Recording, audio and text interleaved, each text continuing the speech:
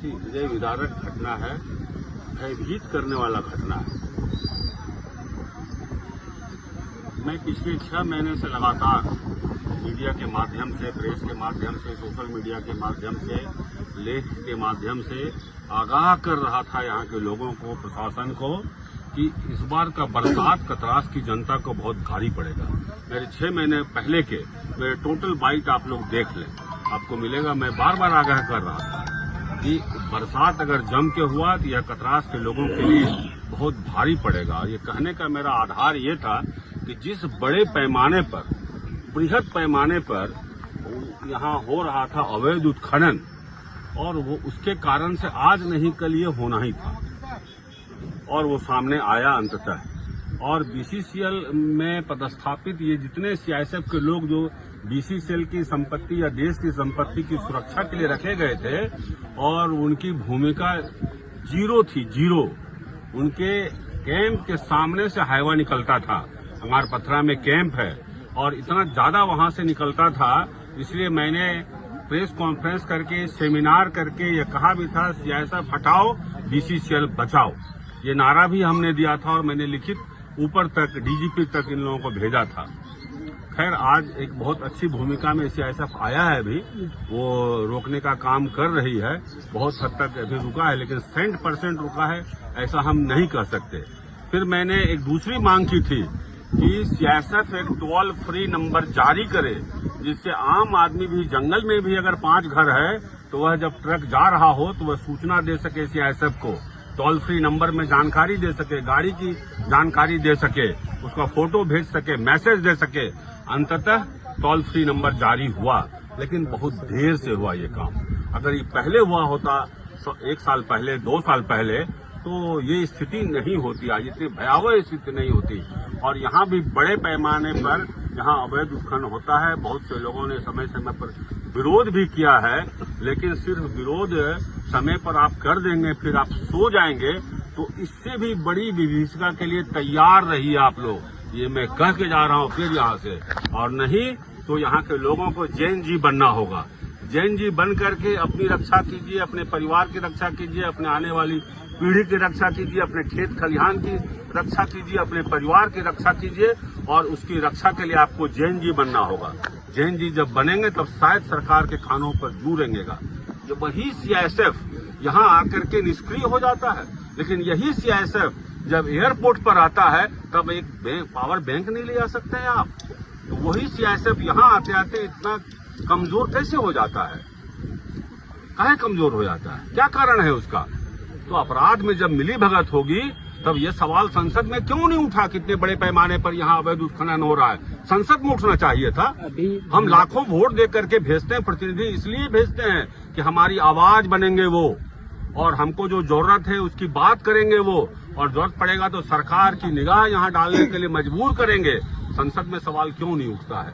जब करोड़ों रुपये, अभी मैंने एक आरटीआई डाला था, उसमें 1 जनवरी 2025 से और 30 अप्रैल 2026 यानी 16 महीने में कितने एफआईआर हुए, आपको जानकर आश्चर्य होगा। अभी 4 दिन पहले हमको आरटीआई मिला है, 68 एफआईआर हुए हैं कोयला अवैध उत्खनन, 68 एफआईआर। लेकिन सब एफआईआर अननोन क्यों? क्या आप किसी को नहीं पता कौन लोग कराते हैं? और मैं तो यह भी पूछना चाहता हूं, क्या छाताबाद के लोगों को नहीं पता कौन कराते हैं? फिर आपकी खामोशी क्यों? सांसद जी अभी आए थे, उन्होंने कहा कि राज्य सरकार मतलब कोयला खनन का दोषी है। दुर्भाग्य, ये दुर्भाग्य, ये कथन सबको पता है।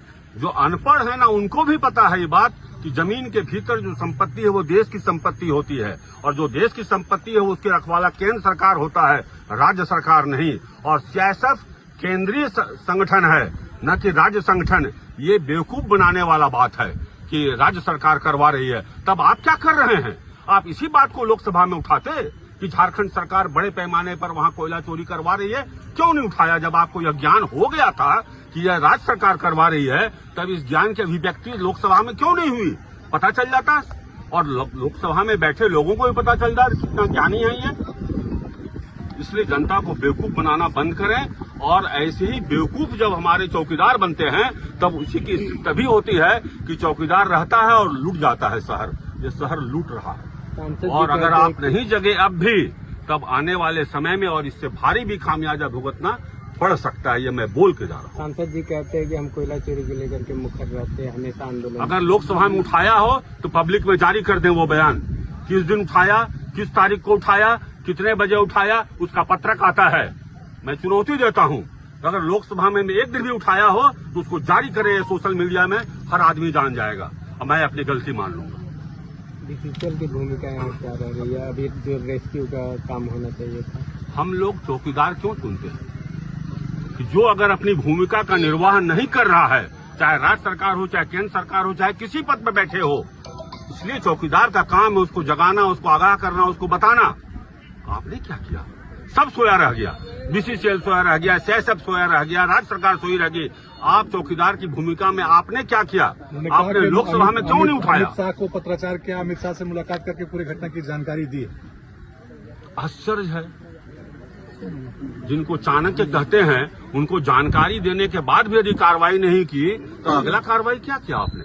क्योंकि आपकी बात को तो अनसुनी कर दिए वो, जो आपको बर्थडे में बधाई देते हैं और वो आपकी बात को अनसुनी कर दिए, तो अगला कदम क्या था आपका? आपने क्यों नहीं जनता को ये बात बताया और 10,000 लोगों के साथ क्यों नहीं सत्याग्रह पर बैठ गया? बाध्य हो जाते गृह मंत्री आपकी बात को सुनने के लिए। अगर आपकी बात को अनसुनी की गई तो आप हजारों लोगों के साथ, पूरा छाताबाद आपके साथ बैठता, सत्याग्रह में बैठ जाते और गृह मंत्री भी सुनता, जरूरत पड़ता तो आकर के सुनता। अभी लड़कों की बातों को सुना ना, लड़के लोग बैठ गए सत्याग्रह में, आज सुना ना। आज हिम्मत नहीं है कि लोकसभा जाएं, हिम्मत नहीं हो रहा है लोकसभा जाने का। उनका कहना है कोयला चोरी का विरोध करने पर हम पर कई मुकदमा हो गया है और लगातार हम कोयला चोरी का विरोध ही कर रहे हैं। मैं तो कह रहा हूँ कि लोकसभा में कब उठाया वो जारी करें, मैं चुनौती देता हूँ, वो जारी करें। कभी भी लोकसभा में उठाया है क्या?